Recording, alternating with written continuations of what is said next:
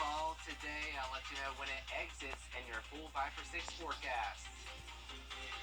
Right now on News Channel 6 at 4, all systems are go. Recovering from a massive internet outage for Augusta government. Also ahead, this month's edition of Hometown History. What you may not know about Augusta University. And getting ready for the worst, just in case. Going inside an active shooter drill as your news at 4 starts now. Live from Television Park, this is Wjbf News Channel 6 at 4. Good afternoon, everybody. I'm Brad Means. Thanks for joining us. Jenny is off today. As coverage you can count on begins in Augusta, where government computers and phone systems are back up and running. This is allowing people to once again pay their taxes and register their vehicles and access other services. We told you about this. The system crashed Tuesday when a test of the fire safety system caused a power outage in the data center. 2 pieces of equipment were damaged. The system down for more than 36 hours. When you're working with a massive center like we are, a data center and the various servers that we have, those parts are not locally found, so those parts had to be sent here. Upon those parts being sent here, we also had a technician that had to come from Atlanta to actually install the parts. So that's what took the time. The outage caused some people not to be able to register their vehicles on their birthdays like you're supposed to, but the tax commissioner's office says everything's good. Those people will not face the normal penalties. The future of the Garden City is in your hands. Tonight you can have your say in a public meeting to voice concerns and pitch ideas regarding all sorts of issues, including healthcare, education, and safety. What would you like to see in the future in Augusta? Go to the Bernie Ward Community Center on Lumpkin Road, 6 p.m. until 8 p.m., and then we'll cover it and put it on the news tonight at 10 and 11. The largest privately funded military celebration in the United States is happening in Evans this weekend. Always a huge deal. Hannah Latier, live at Evans Town Center Park with a look at how they're getting ready. Hannah? That's right, Brad. Crews have braved today's rainy weather to set up for Saturday, when the forecast looks great for the big event. Thunder over Evans, which has been around since 2008, is meant to honor service members of all branches for Armed Forces Day.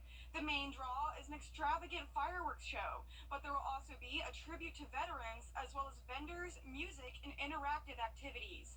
They're expecting a big turnout, which means traffic and road closures. Evans Town Center Boulevard and Antebellum Way will close at 6 a.m. on Saturday morning. Parking will only be available in the government complex off of Ronald Reagan Drive and at the Evans Town Center Plaza. Imagine seeing a sea of 12 to 15,000 folks coming out here to celebrate those like me and others that have served and that are serving. Like I said, it was a certain point in our history where this did not happen. And now that we can do it, we're proud to say that we have the biggest one out there. The free event is Rain or Shine. It starts at 6:15 p.m. and goes until 11 p.m. Live in Columbia County, Hannah Latier, Wjbf News Channel 6. And organizers, remember now, say this is not a pet-friendly event. And if you live nearby, be sure to make sure your furry friends are well taken care of. The weather is also something to prepare for this weekend. Our meteorologist, Miller Hyatt, is here. Miller, what about thunder over Evans and other outside events? Brad? Thank you. Another suspect charged in a double murder in Augusta, now in jail. It's Deja Dotson, released from the hospital and taken to jail. He and 11 others are charged with killing 2 people Saturday along Sandbar Ferry Road. Sheriff Richard Roundtree says the murders stemmed from a dispute between 2 motorcycle gangs. Today, Richmond County first responders practicing ways to keep your child safe. They prepared for an active shooter situation, a simulation that could save lives, as Tiffany Hobbs reports. It's the culmination of 3 years of work for #StrongAugusta. The drill happening at the former Southside Elementary School is a way to train law enforcement agencies how to respond to an active shooter at a school. For example, Southside Elementary School reference to an active shooter at those times. Nearly 20 #StrongAugusta agencies gathered on Old Louisville Road Thursday morning. Now working on the response portion of their efforts, they are looking to identify and address gaps in their response strategies. In the wake of recent nearby active shooter events, leaders tell us they want to do everything possible to protect the community. I think the reality is there, it's palpable. And what we're doing is creating a true integrated community response from community assets, EMS, law enforcement, fire, all the way into our hospital assets, integrated to actually save lives. Leaders of the hashtag Strong Augusta initiative tell us they will head to Washington to lobby next week. And soon, they will head to Las Vegas for a conference as efforts to strengthen the community's response to active shooters and hostile events continue. In Augusta, Tiffany Hobbs, WJBF, News Channel 6. This month's cold case now. A Washington County mother went missing from her sister's home near Tennille, Georgia, almost 20 years ago. Now there's a task force to try to locate her. 22-year-old Sonia Tukes went missing 1 week after a fight with her boyfriend. Officers arrested both of them. She made bail and took her 7-year-old son to his grandmother's house so she could go back to work. A boss man called me and said, hey, Tukes ain't showed up from work. I'm like, that ain't her. She ain't finna miss no day of work for nothing.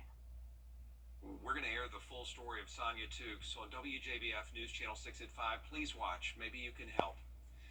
The Aiken County Coroner's Office investigating a deadly traffic accident. It happened yesterday on Jefferson Davis Highway. Investigators say 16-year-old Tayron Kirkland was driving without a seatbelt, got hit by another car while trying to change lanes. His car flipped and he was thrown out. Young Kirkland died today at the hospital. The Burnetown Police Department also helping with this case. Aiken County leaders working to improve emergency response. In fact, last Friday, the county started the 24 on, 72 off schedule. Employees are going to work 24 hours straight, then have 3 days off before their next shift. Most days, there are 10 trucks, staff, sometimes 11 ambulances in the field. County leaders say that schedule was a selling point to recruit people to work for EMS. We still don't have a lot of people applying because we had gotten our salaries competitive, but we just have not been able to get folks interested in the 2448. So council authorized us to tell folks that council was considering going to the 2472s. Boy, it picked up really quick. Leaders looking at teaming up with private companies now to run non-emergency calls. Well, Carolina squat trucks are now banned in South Carolina. We told you this was coming. These trucks lifted 4 or more inches higher in the front than in the back. The governor signed a bill into law to ban the modification. What about vehicles other than pick-em-ups that have been raised or lowered by more than 6 inches? They'll be banned too. Third offense violations face a 1-year suspension of your license and a fine of up to $50. It all goes into effect in November. Still ahead, a former mayor battling cancer, and today he shares his story, hoping it will help others. On News Channel 6 at 4. Sonic. The man who fought to make Augusta better for a decade as its mayor, now fighting a very personal battle. Deke Copenhaver, recently diagnosed with cancer. He has stage 3 esophageal cancer. He said he was sick with laryngitis and put off going to the doctor earlier this year. Now he says he just wants people to be proactive about their health and get regular checkups. Don't be afraid to get checked early. Don't isolate yourself. Know that we're all in this together and there's help out there. I mean, the Georgia Cancer Center does a phenomenal job and is a phenomenal resource for this community that we're frankly blessed to have. Mayor Copenhaver and his doctor hopeful he will make a full recovery, as are we all. Men who gain weight in early adulthood have a higher risk of deadly prostate cancer. Researchers at Lund University looked at 250,000 men in Sweden, and they found that men between the ages of 17 and 29 who gain about 2 pounds a year have a 27% increased risk. Worldwide, prostate cancer is the second most common cancer in men. A new study giving new hope to women who've suffered the heartbreak of a miscarriage. Researchers in Denmark say an early blood test may unravel the secrets of pregnancy loss. They found taking a blood sample from the mother as early as the 5th week of pregnancy can let doctors know if the fetal chromosomes are abnormal. We can actually use the same test that is used in ongoing pregnancies, but not used until week 10. The ongoing study called Copenhagen Pregnancy Loss has tested more than 1,700 women and aims to reveal the underlying cause and offer treatments in the future. Coming up, a look at the history of Augusta University's Somerville campus. You may be surprised to learn about it. Stay with us. I'm Attorney G. Afternoon, then showers and storms heading into the weekend. Right now, we're watching the potential for severe weather Saturday afternoon. It's only a low chance. We'll monitor it very closely. All right, thanks, Alon Miller. We appreciate you keeping an eye on things for us. School's winding down, isn't it? Summer will soon be here, and that means a lot of children outside, and that means we all have to be careful. Moms and dads, experts say they need y'all to get involved, talk to those kids, make sure that they're safe when they go outdoors, because they're increasingly prone to pedestrian-related accidents. They generally stem from lack of supervision and from not just having a simple conversation with your kids. So make sure you talk to them and tell them to be so safe out there. Telling them what a great job they do, and they are able to remember those steps, and also pointing out distracted drivers. I do that a lot when we're crossing. Oh, did you see that? They weren't paying attention at all. So that they start to recognize, yes, not everybody, just because you're in a crosswalk, is going to stop, even though they should. Speaking of crosswalks, if they have their AirPods in, their earbuds, make sure they take them out before they cross the street so they can hear cars or trucks coming and look both ways. A lot of drivers are distracted out there. Coming up, one of the oldest universities in Georgia, what you may not know about the historic Augusta University's Somerville campus. Also ahead, a new campaign could bring a big project to Aquinas High School. Stay with us. Wow, spruce up your outdoor space for less this year at Carolina Pottery. Huge selections of quality all-weather wicker and polywood furniture, all at our everyday low prices. Visit carolinapottery.com or a store near you. The Icotes Law Firm is partnering with litigation firms to fight for women who have been harmed by the use of chemical hair relaxers. A recent study showed that women who used hair relaxers 4 or more times a year were twice as likely to develop breast cancer or uterine cancer.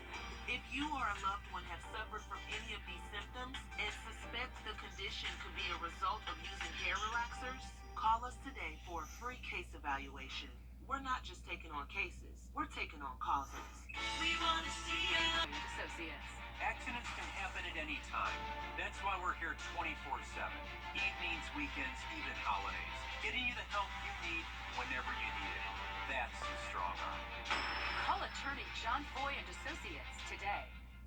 Looking for fabulous seasonal decor for your home and outdoor spaces? Carolina Pottery has everything you need for the season, all at unbeatable prices. Flowers, ribbon, signs, you name it, we've got it. Visit carolinapottery.com or a store near you. Augusta University is one of the oldest universities in Georgia, dating as far back as 1785. Its Somerville campus started with the U.S. military. News Channel 6's Kim Vickers has more in this month's Hometown History. The original arsenal for the United States, which had been recommended by George Washington in his tour in 1791, was built over on the river. Dr. Leanne Caldwell is a former history professor at Augusta University and is now the university's historian. She tells me that the Augusta Arsenal was part of Augusta for more than 130 years. The U.S. government bought 72 acres of land known as Bellevue and moved the arsenal brick by brick. Stacy Thompson is the director of the Guardhouse Museum. She says many of the buildings built for the arsenal are still standing and still in use by AU. But as you kind of walk through, you go to the quad, right, and you can see all of these original buildings where the enlisted men would have had their barracks. There was the headquarters, and then of course Benet Hall, that we know now was the commandant's home. In 1955, the arsenal closed and the property was given to the Georgia Board of Education. The Junior College of Augusta moved there in 1957. Before that, it was part of the first high school in Georgia and is the 6th oldest high school in the U.S., none other than the Academy of Richmond County.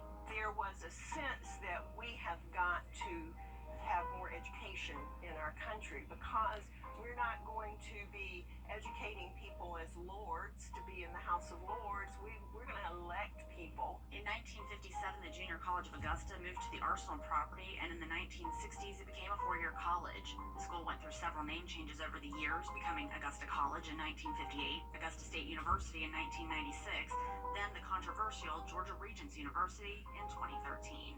And when Dr. Keel came, the name was changed once again to Augusta, this time University.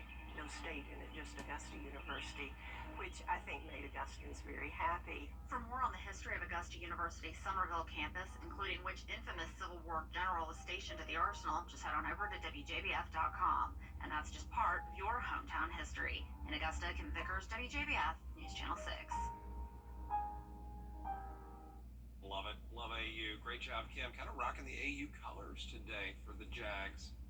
How about Aquinas High School? The Irish looking to build their largest athletic facility since opening in the late 1950s, launching a $12 million campaign to get it done. So far, they've raised $9 million through donors and sponsors. When that project is complete, it will replace the current soccer, baseball, and football facilities. To work so hard and have just the season of a lifetime, and that was just a wonderful God wink for us. We have been planning and working on this campaign for an awfully long time, and for the timing just to launch at the same time is pretty special. The project should be finished in August 2024. There is a lot more coverage you can count on coming up next on News Channel 6 at 4:30, including a massive 5-alarm fire in Charlotte, one that brought a new apartment construction project to ashes. 2 construction workers unaccounted for. An update with D next.